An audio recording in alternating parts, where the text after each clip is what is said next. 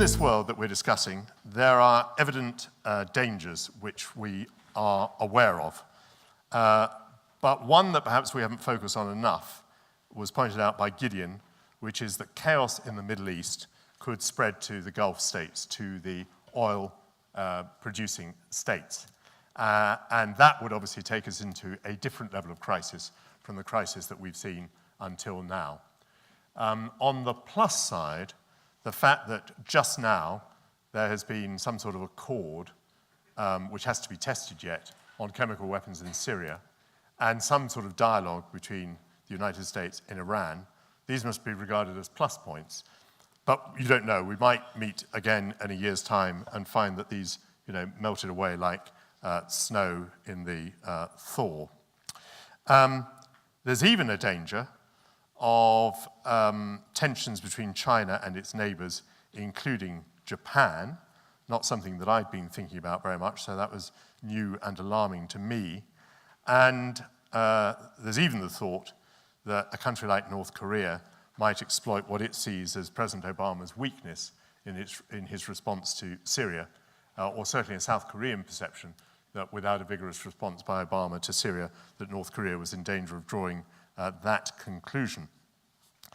Countries that cross the frontier, as defined by John Kay, will be countries, says John Kay, that have market economies. They will have something which he describes as disciplined plurality. I can't say that, plurality.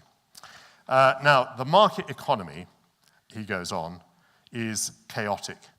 It involves multiple failures which occur in a transparent environment. And competitive companies will tend to be those companies that push through these failures faster than other companies. A somewhat paradoxical way of thinking about the way in which progress is made, but one that struck me as being very, very true. And these companies which are successful and competitive are also likely to have a cooperative and devolved structure.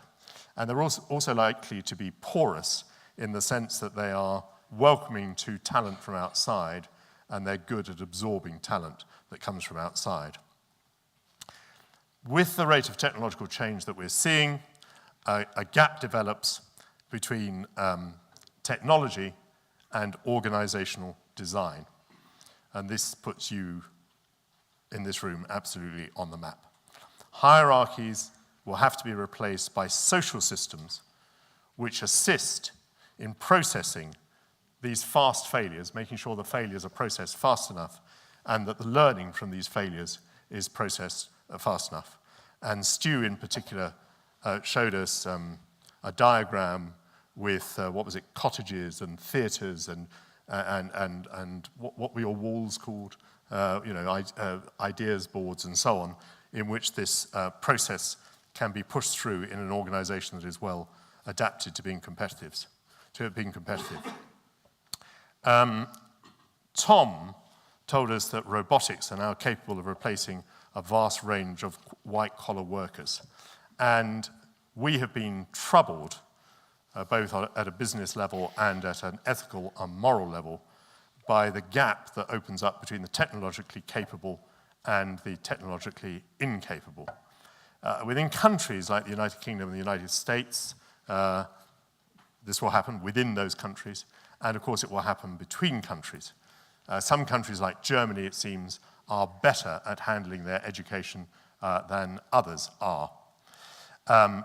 Germany has maintained a very strong vocational and technical education sector, which, for example, the United Kingdom seems to have sacrificed.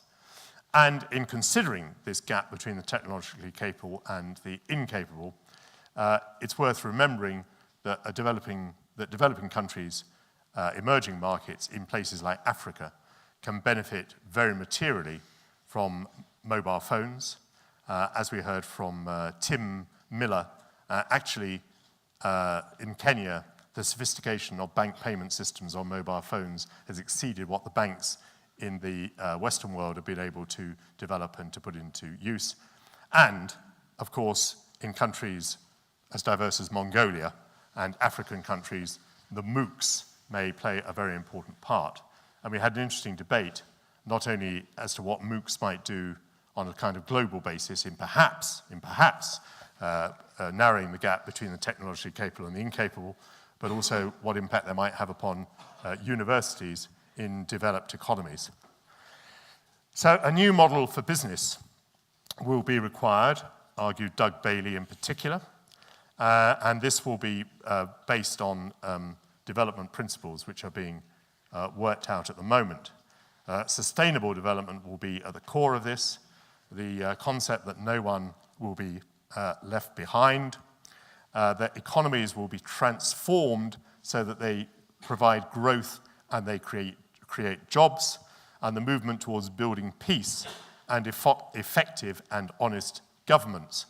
And that raised quite a lot of debate around the issue of corruption, and I think there was broad agreement that corruption not only makes business pretty much impossible, it obviously distorts economies, it makes economies less efficient, but even going further, that corruption in itself may be a thing which prevents a country from crossing John Kay's technological frontier, or if it does succeed in crossing the frontier, it might draw it back. And in the context of what are responsibilities that companies have in ensuring that nobody gets left behind, the William Hill Trust showed us a video which I think has lingered in many a mind. Some of this debate led to a questioning of the value of democracy, or at least, perhaps more precisely I should say, it led to the observation that the value of democracy was being questioned, probably more outside this room than inside the room. And I asserted that remuneration was also poisoning the well of market economies and capitalism. And even though there was a great debate about whether the perceptions of remuneration were accurate or well-founded or fair, for that matter, I think there was a general feeling that, whether accurate or not, it was true that the well was being poisoned. Despite the questioning of the value of democracy, we were reminded that we should not get carried away with the idea of a belief in benevolent dictators. As General Pinochet was an example, you don't know how benevolent dictators are going to be. Actually, he probably was one of the more benevolent in the sense that he left office voluntarily and gave way to a democracy. But on the whole, one isn't very lucky with dictators, even if they claim to be benevolent. Nor should one get carried away, in my view, with a belief in the efficiency of government-made economic plans. I was brought up thinking that five-year plans were a very naive and fallible thing, and I pretty much believe that to this day.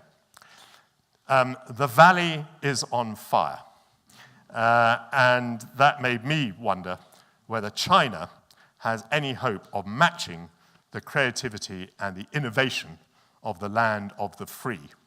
And I think that is a question which has kind of hovered in the air during this conference. Europe, meanwhile, is struggling with the euro. On that, at least, I think we can agree. John Kay goes so far as to say that we haven't seen the euro crisis yet. Even if you don't believe that, you would probably accept that some of these economies are going to struggle for many years yet, even to get back to where they were back in 2007, 2008. And thanks to Javier, who came yesterday, we saw an example of what the Spanish graph looks like if you assume 1% growth.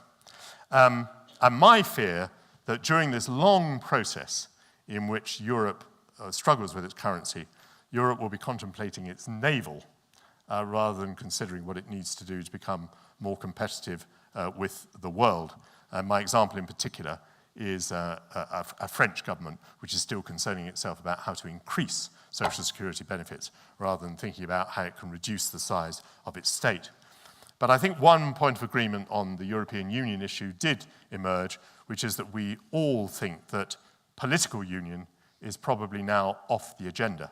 And so that means that the countries struggle more on their own and in the knowledge that at some point there'll be an end to German generosity and the transfers of money from north to south. Tom told us of 3 new technologies: the self-driving car, the 3D printer, and the $1,000 genome. I thought perhaps we didn't dwell on the last one quite enough. I mean, as a politician, as a former politician, the implications of knowing people's propensity to develop disease and therefore being able to work out at an individual level what their likely longevity is, the implications of this are terrifying and appalling. And how you deal with this knowledge, how you try to maintain universal systems when you have this knowledge at your fingertips is really terrifying. So it isn't just an issue for the insurance industry, it is a massive issue for government. And I might just add to that amongst all the many other changes that are occurring in our societies, I believe we're now, of course, seeing an increasing elderly population. Everybody knows that. But in many countries, certainly in the United Kingdom, we're going to see an elderly population which is increasingly associated with poverty. And it will be associated with poverty because the pension system has pretty much collapsed, or certainly the occupational pension system has collapsed. People are not saving nearly enough money for their retirement. And this will be an enormous social, ethical, and political problem, because people in their old age will be poor by comparison with how they stood when they're in work. They'll be poor by comparison with the population that is in work, and they'll be poor by comparison with elderly people in some other countries. And that is a pretty nasty combination. All of which, I suppose, brings us to the role of the HR function. Well, I suppose it is first of all, to understand the process by which companies succeed or fail. As George Yip told us, a strategic vision is no good without strategy moves that get you towards your strategic vision. And strategy, said George, if I understood him correctly, is something other than what management feels comfortable with. Strategy is something other than what management feels comfortable with. HR needs to free itself, said Tim, I think, from fads and fashions. It must not neglect the atomic level by concerning itself only with the overall picture of the company with which it deals. On the other hand, the HR function does need to look for the leaders of tomorrow. The leaders of tomorrow are people who understand everything that has been discussed at this conference in the last 36 hours. They are also authoritative yet collaborative. They are people who recognize the 5 stages set out by George: launch, ramp up, exploit, reconfigure, and disengage, and understand that the management disciplines that are required for each of those are different. So leaders have to understand all of that, and HR function has to understand that leaders have to understand all of that. The talent of a very few individuals, said John Kay, can now be globalized. That, to me, tells you that you had better have the right individuals.